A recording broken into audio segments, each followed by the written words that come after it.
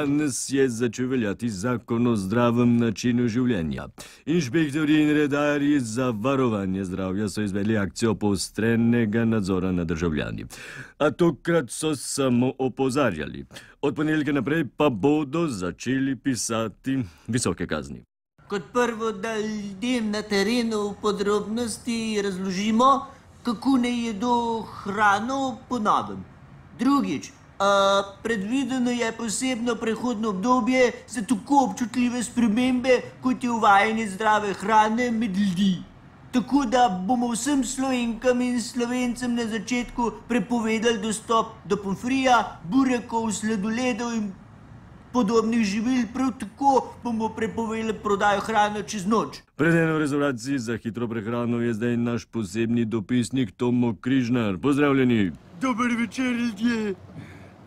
Tukaj je bilo še včeraj zelo živahen, danes pa hamburgerje, pa cheeseburgerje, pa Big Mac, pa pomfrije, pa razni šejka, pa Coca-Cola, takole samevajo v prazni restauraciji. A se spomnite, kako so jih včasih reklamirali, kako so, kakor češ dober pa sočen? No, zdaj to ne velja več. Zdaj ta hrana dežuren kriv za nezdrav življenje v zahodnem svetu.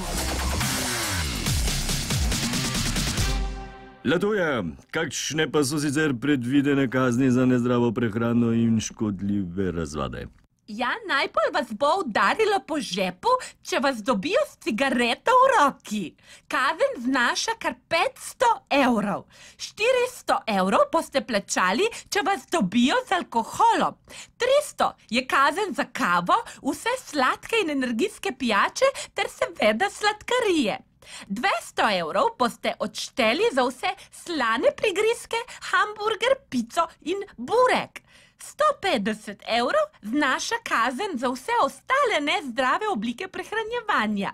Tu pride v poštev tako rekoč vse, na kar smo navajeni. Hrenovke, paštete, salame, klobase z veliko maščobe in nitrati, pa vsa mastna hrana, ocvrto meso, majoneza, riž, proteini in tako dalje. Hvala lepa, Latoja. Zakon o zdravem načinu življenja natanko določa tudi vse naše telesne aktivnosti. Včasih je veljalo, da je dovolj pol ure gibanja na dan. Kako je zdaj s tem, sprašujem našega primorskega dopisnika Gašparja Mišiča. Zdaj bo to postalo zelo naporno. Obvezna telesna aktivnost pomeni minimalno 100 minut zmerno intenzivne aerobne aktivnosti na dan, ker osnova so jutranja gimnastika, hoja s palicami, tek, plavanje ali kolesarjenje. Ob vsem tem bomo morali še 2-krat na teden v fitness. A to še ni vse. Enkrat na teden nas čaka obvezna izbirna športna panoga.